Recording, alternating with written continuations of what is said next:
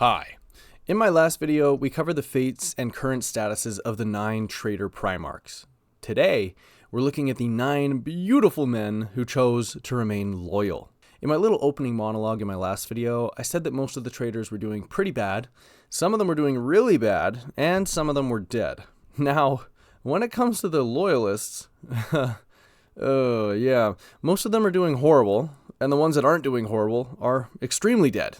Except for Guilliman and the Lion. They're actually doing pretty great.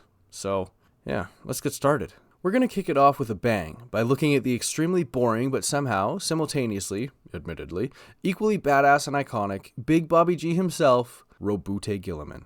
I'll start off by telling you that I generally, honestly, do not give a shit about the Ultramarines. I don't even really know why. I know they've done a lot of cool stuff. Ultramar is unarguably the greatest planetary system in the galaxy, and Guilliman is a logistical genius. But that's just the thing. Guilliman is too perfect. Even the destruction of Monarchia, which was undertaken by the Ultramarines under Guilliman, and directly led to Lorgar falling to chaos and setting the events in motion that would lead to the Horus Heresy, was personally decreed by the Emperor. And Guilliman even realized soon after that it was clearly an idiotic decision and regretted being a part of it. See? He's too perfect. And to clarify, I started off with a minute of salty Bobby G ranting because I'm going to spend the next couple minutes absolutely glazing the life out of him. Because as much as I can openly admit that I don't like him, by the God Emperor, has he done some badass crazy shit.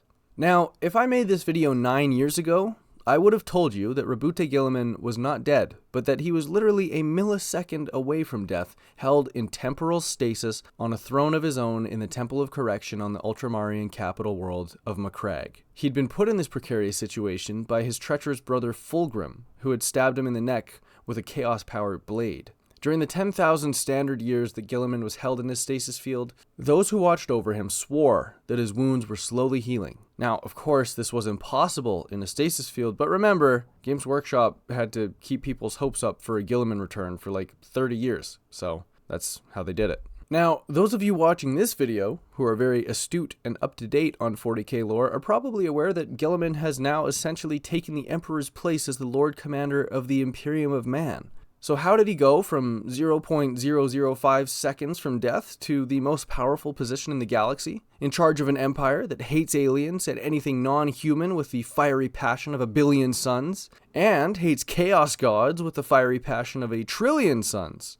Well, wouldn't you know it, he was saved by an alien who was imbued with the power of a chaos god. Allow me to not explain. So, there's this Eldar lady named Ivrain. She got imbued with some of the power of the partially developed Eldar god of death, Iniad, and that power allowed her to resurrect Guilliman from his state of near death. Can you tell that I'm not also super up-to-date with the Eldar? Anyways, Big Bobby G is now in the best state out of any of the Loyalist Primarchs, as he is not only alive, but is actively leading humanity. And where do we go from here? Trust me, it's gonna get a lot worse. Lionel Johnson. Lionel Johnson. I don't know. Oh, also alive. Also, very recently, actually. Upon returning to his homeworld of Caliban following the events of the Heresy, El Johnson and his Dark Angels were surprised when they were attacked by El Johnson's lifelong mentor and foster father, Luther, and the Dark Angels who had aligned with him. Luther and his Dark Angels had turned to chaos, splitting the Legion perfectly in two. As the Lion and Luther battled, the now fractured Dark Angels warriors fought each other as well. And during their fight, the now chaos supercharged Luther hit El Johnson with a psychic attack that appeared to mortally wound him. The warp storm that resulted when Luther began to doubt his rebellion against El Johnson and the Imperium engulfed Caliban, ultimately shattering the planet. El Johnson went on a cool little adventure, getting pulled into the raging warp vortex briefly before eventually emerging and being placed in a stasis cell deep in the heart of the rock, the fortress monastery of the Dark Angels that had survived the destruction of Caliban. And after a 10,000-year slumber of his own, the Lion awoke. Blood Angels chapter master Dante, who had been appointed by Guilliman as the Lord Regent of the Imperium Nihilus, was probably overjoyed at the news of El Johnson's return. He was probably like, "Finally, another demigod has returned. Surely he will take my place so that I can relinquish control of these 500,000 planets and not deal with Tyranids and Chaos Marines trying to slaughter everything and destroy everything in my domain. I'm so old and tired. This is a great change in events." But, yeah, the Lion isn't really interested in that sort of thing. He is instead on a mission to destroy all those members of the Dark Angels who turned against humanity so many millennia ago. Sorry, Dante. Keep your old-ass chin up, though, pal. Alright, we got the good ones out of the way early.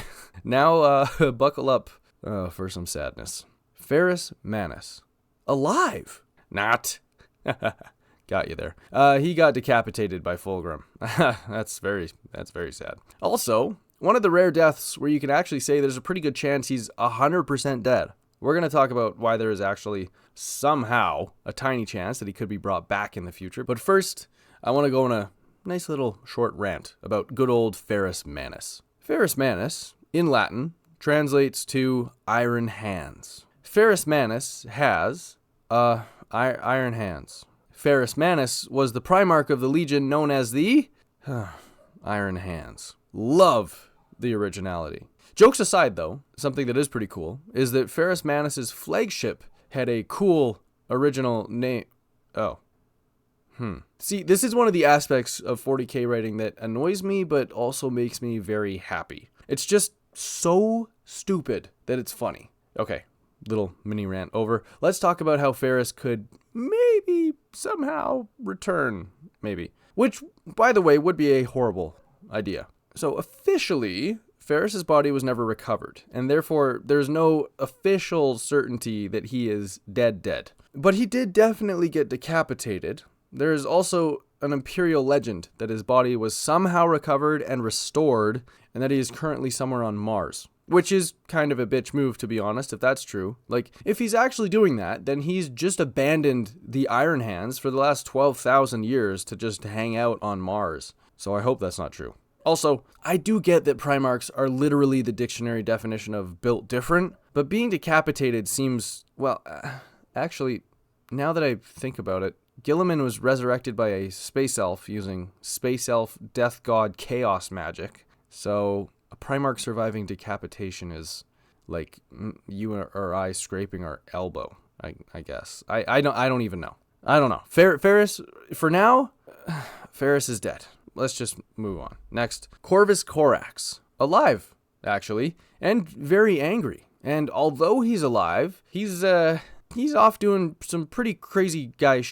Following the near-complete erasure of his legion during the drop site massacre, Corax was beyond pissed. Then he tried to make more Raven Guard warriors to replenish his severely depleted legion, and they all turned into Chaos Spawn. So he got even more beyond pissed. And also pretty ashamed. Being pissed off and ashamed are a tough combo to live with, so Corax ventured off into the Eye of Terror to exorcise some demons. See, the joke there is that the phrase exorcise some demons means to work through very difficult personal issues, and also Corax went into the Eye of Terror to commit genocide on lots of literal demons. So it's a double meaning, and that's why it's funny. He's in the warp now, straight up beefing everyone and everything he can. He even fought Demon Prince Lorgar, and if you watched my last video, you'll remember that I talked about how Lorgar always got the shit beat out of him by his brothers, and then he became a Demon Prince, so that obviously wouldn't happen anymore. That's what I said. He's a Demon Prince now, so he's super powerful and he can stand up for himself. Well, pissed off, warp-exposed Corvus Corax beat the shit out of Demon Prince Lorgar. Dude, honestly, poor, I can't believe I'm saying this. Poor Lorgar. Like, I know he's responsible for all of the horribleness in 40k. That's a fact. But honestly, this guy just cannot catch a break. He's just a certified bitch boy, no matter what he does. Anyway, hopefully we see terrifying post-warp Corvus sometime in the future. That would be pretty neat. Okay, next Primarch. Rogal Dorn. Assumed dead. And since he's assumed dead, we can definitely assume that he's going to eventually come back. I went on a whole spiel earlier in the video about how I don't like Guilliman or the Ultramarines that much, and to be honest, I care even less about Dorn. I do like the Imperial Fists though, and the Crimson Fists, and the Black Templars. mostly because of the drip. They look cool. To be honest, I would absolutely love to see Dorn eventually come back and see that not only is the Emperor now worshipped as a god, but also that the largest Astartes chapter that uses Dorn's gene seed is composed entirely of complete fucking lunatics who hate rules and not only believe in the Emperor's godhood, but also believe that they are his personal chosen warriors. When the Imperial Fists came upon a fleet of Chaos Marines during Abaddon's first Black Crusade in the late 31st millennium, Dorn boldly decided to attack them, despite being severely outnumbered. Dorn knew that this tactic would allow his allies the valuable time they needed to arrive, but he was also well aware that this was not the brightest decision in terms of not dying. And as it happened, as Dorn and the Imperial Fists were fighting these Chaos Marines, Dorn was assumed slain in the ensuing chaos. Get it? A 40k YouTuber has never used that pun before, I bet. Only his hand was recovered following the battle. Wait, a hand that belonged to a man who stayed loyal to the Imperium? I guess you could call that an Imperial Fist? Ha! You gotta admit, that was okay. At least it was better than the Chaos one. Okay, so yes, Dorn is gone. However, it is believed by his warriors that he will one day return. No one knows when, but they're hopeful that it will be in the time of the Imperium's greatest moment of need, when his warriors require him to personally lead them against all those who would try to destroy humanity. Safe to say, I think Dorn will be the only Primarch we say that exact thing about. Okay, next, Vulkan.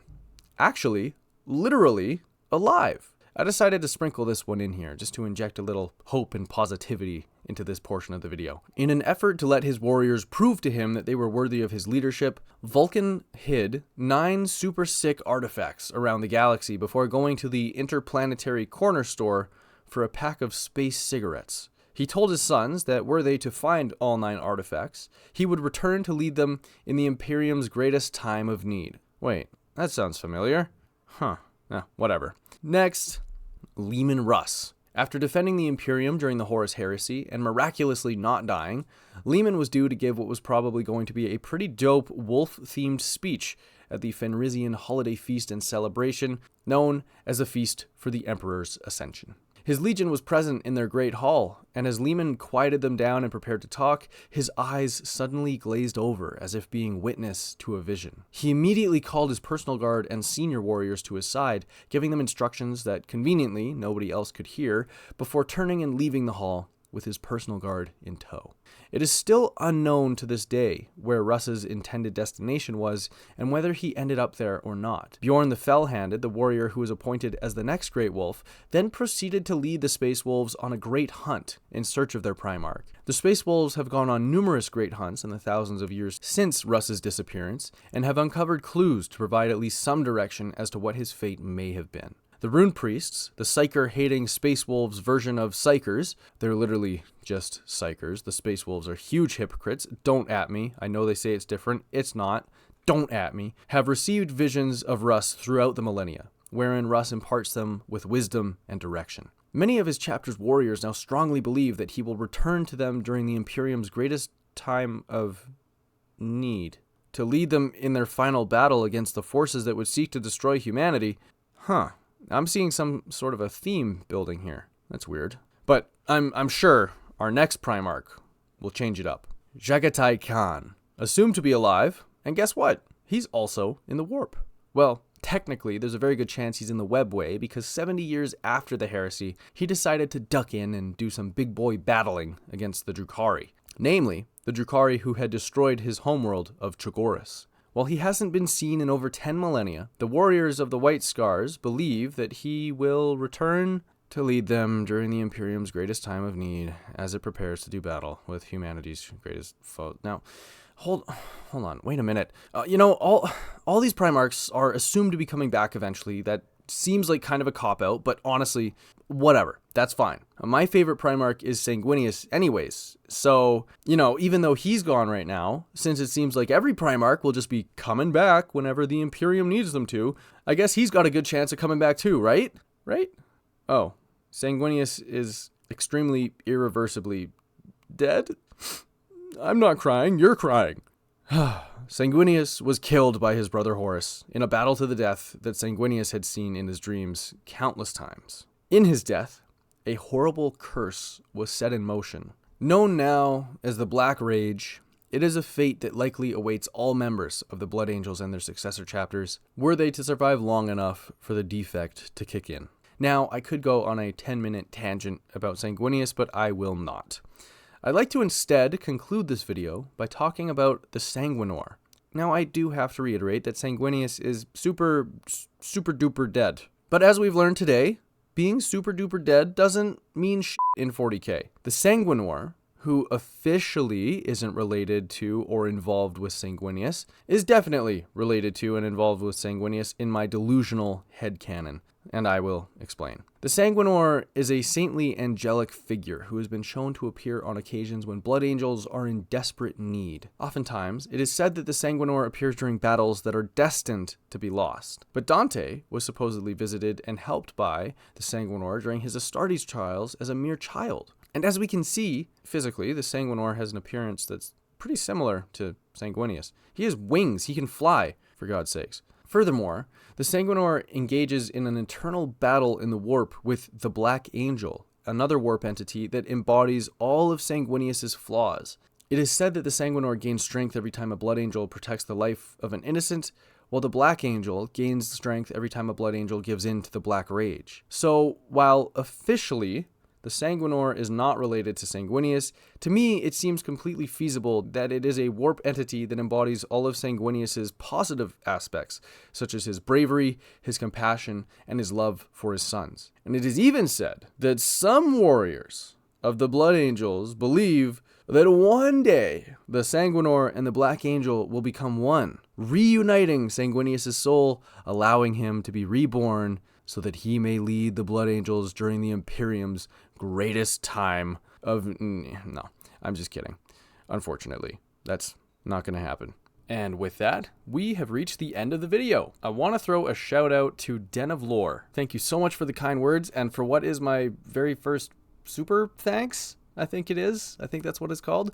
It is very much appreciated, and I'm so glad that you enjoy what I do. I will also mention extremely briefly that I have turned on channel memberships, which you could sign up for if you like, but I currently have absolutely no rewards available, so don't sign up yet unless you want to. But you will receive nothing at the moment, but I'm working on it. Okay, anyways, if you made it all the way to the end of the video, leave a like if you liked it. Subscribe for more videos like this one, and of course, let me know what you want to see next.